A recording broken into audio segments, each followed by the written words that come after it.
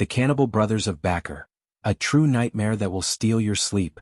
Imagine a moonlit night, the silence of a graveyard broken by the sound of digging, and two brothers who unearth corpses, drag them home, cut them into pieces and cook them, just like an ordinary curry.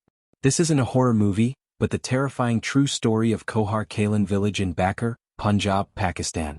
The brothers, Muhammad Arif Ali, around 35 the elder, and Muhammad Farman Ali, around 30, shocked not just their village but the entire country with their gruesome crimes. On the outside they looked like normal men, but inside they were consumed by a demonic hunger, addicted to human flesh and perhaps even believers in dark magic. Let's dive deeper into this horrifying tale, step by step, with chilling details that will send shivers down your spine. Skull. The background: a dark childhood and the beginning of a sinister addiction. Arif and Farman belonged to a poor household and lived alone. Their wives had already left them because of their disturbing behavior. According to some reports, the brothers had suffered from mental problems since childhood, whether due to superstition or severe psychological illness. They believed eating human flesh gave them magical powers, or perhaps it was simply an uncontrollable addiction. For years they roamed graveyards at night, digging up freshly buried corpses. At home they would cut the bodies apart, strip the flesh from the bones and cook it with vegetables into curries. Imagine a pot bubbling with human flesh, the foul stench spreading across the village. All of this continued in silence, until 2011 when their secret was finally exposed. The first shocking revelation: the 2011 arrest and 100 desecrated graves. In April 2011, villagers began complaining about dug-up graves and an unbearable stench in the cemetery. When police raided Arif and Farman's house, what they found was straight out of a nightmare. The flesh of a freshly buried woman was boiling in a cooking pot. The brothers immediately confessed. They had been doing this for years, desecrating nearly 100 graves, stealing corpses, chopping them up and eating them. Police discovered human remains inside their home: bones, skulls and chunks of flesh. Fear swept through the community. Villagers began guarding the graveyard at night, and parents kept children locked inside their homes. But when the case went to court, there was a shocking loophole. Pakistan had no specific law against cannibalism.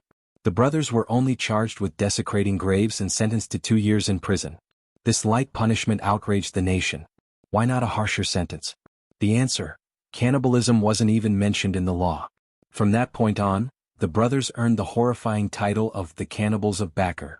False Promises and Another Atrocity, The Horror of 2014. Released in 2013, the brothers promised they would reform. But that was a lie. In April 2014, neighbors again reported a foul stench from their home, the smell of rotting flesh. Police rushed in and were horrified. Inside they discovered the severed skull of a 2 to 3-year-old child, freshly dug from a grave. Arif was arrested on the spot, while Farman tried to flee but was soon captured. Once again they confessed. After their release they had fallen back into their addiction. This time, they claimed to have desecrated over 150 graves. Some sources say as many as 350. Police found human meat curry still cooking in their pot. News spread like wildfire across Pakistan. The media screamed, "The cannibals are back." Villagers protested in fear and anger. Imagine a child's skull lying inside their home, while the brothers smiled at it. Even the police officers trembled at the sight. Court drama and a tougher sentence. In June 2014, Punjab's anti-terrorism court charged them with grave desecration, corpse mutilation and spreading terror. They were sentenced to 12 years in prison. Some reports say 11 years and 4 months.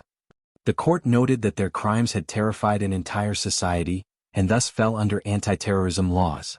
This punishment was much harsher than before, but people still asked, why not life imprisonment or the death penalty? The answer remained the same. Pakistan had no specific law against cannibalism. This case exposed not just their evil, but also the loopholes in Pakistan's legal system. Why did they become monsters? The brothers claimed eating human flesh was an addiction like a drug. Some reports suggest they believed in black magic, that consuming corpses would make them powerful. Doctors, however, suspect severe mental illness, such as schizophrenia or a rare cannibalistic disorder. Whatever the cause, their actions destroyed their families and brought eternal shame to their village. Even today, people hesitate to walk past the graveyard at night. This story reveals the darkest side of human nature. When morality vanishes and demonic desires take over. The present: where are they now?